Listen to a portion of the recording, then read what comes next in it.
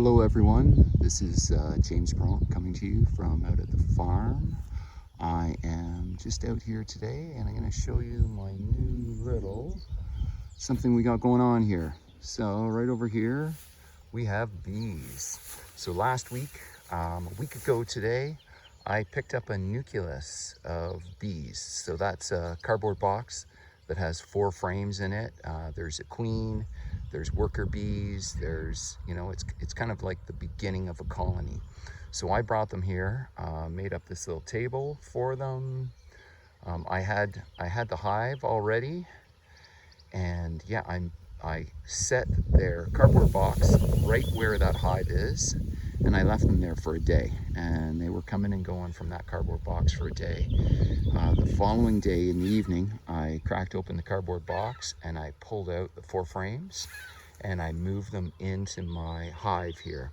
Now I don't have my bee suit on right now, but I will later put on my bee suit. I'm going to open up the hive later today, probably 3 or 4 o'clock, 4 or 5 o'clock in the afternoon maybe.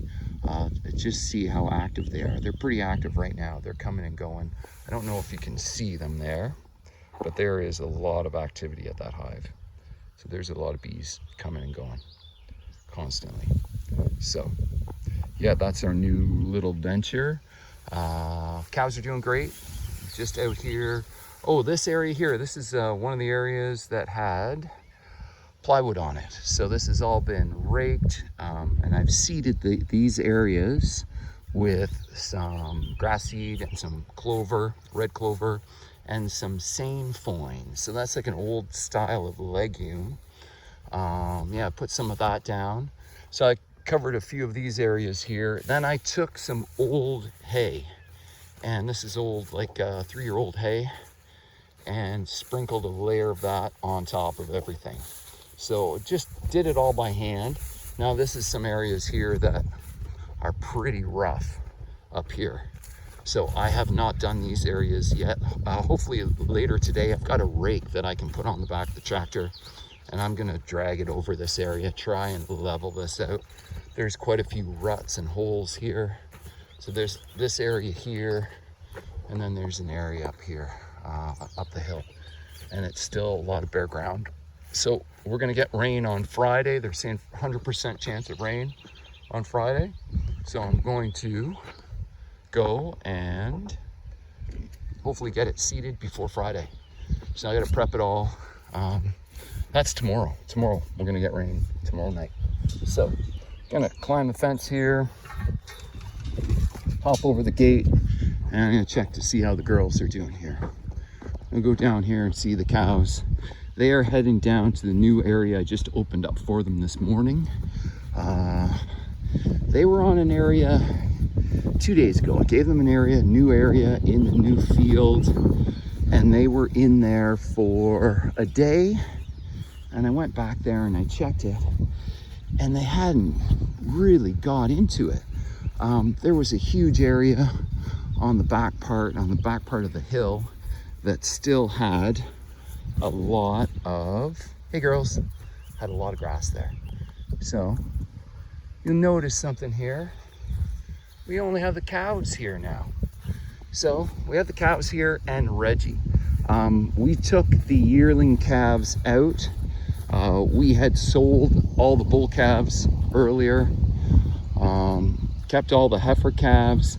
The heifer calves and the cows have been together, and now we are in the process of weaning all those calves. So those calves are all being weaned, and we're keeping them away from the bull.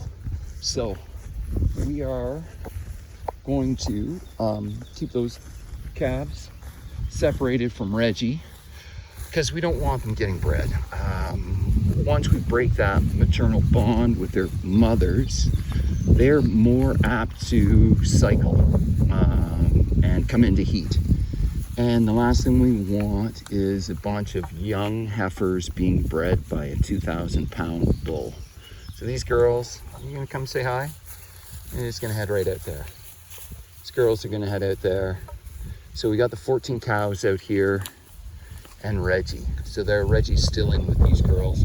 We're hoping Reggie's gonna go on a holiday here soon. We're sending him off to a friend's farm, and he's going to go on a bit of a date. He's going to have a 2-month-long dating period there. July and August, and maybe the end of June and half of August, and then we'll take him back. Hopefully by then we'll have some cows ready for breeding again. And the other exciting thing that's happened is I just went and had a look at a bull 2 nights ago, and yeah, I think we're going to buy him. He's a yearling bull, so he's too young. It's not ideally what I was looking for. I was looking for a 2-year-old bull or a 3-year-old bull, low-line Angus. Didn't find anything local. Found a really nice looking bull out west, but I can't do it at this point in time. It's just a lot of money to bring the bull here, and everyone's saying, well, why don't you just use artificial insemination? But I almost said artificial intelligence, but no, artificial insemination, the other AI. Yeah, just kind of like using a bull. It's a pain. It's a bit of a pain to have a bull, but you can work around it. There's workarounds, and you can get them. You know, if you have enough land, you can always find a place to stick a bull, most times, if you can keep them in. Anyways, the girls are happy here, eating away. I don't see Reggie. Reggie must be back up at the barn still, getting some water. And a bunch of the cows are up there still. So I only have 3, 6, 7 of them here. So half of them are here, the other half are up at the barn. I'm gonna go up there, check on them. But yeah, they're in this area here today. Yesterday they were in this area, and the day before. So this area was quite large. It goes up over the hill, almost right down to the river. And they had only grazed in this section. Yeah, so there was some really nice deep grass in here. And they had this corner here as well that I'm standing in. They've grazed this area, but then they hadn't touched anything on the other side of that hill. And it was not best grass there, but I wanted them to eat that, so I left them in here another day, and yeah, they ate it. So it looks great. So they're doing a good job. Cows are looking good. They're getting lots of grass here. There's a ton of grass in this corner. Not so much up on top of the hill, but you know, they'll start here and they'll work their way across.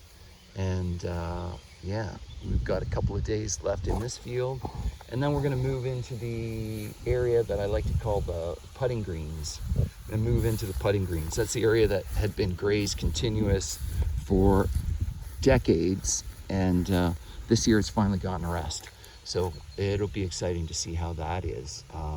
Usually at this time of the year, the grass is 2 inches tall, and the thistles are all like 3 feet tall, and we're out there bush hogging thistles.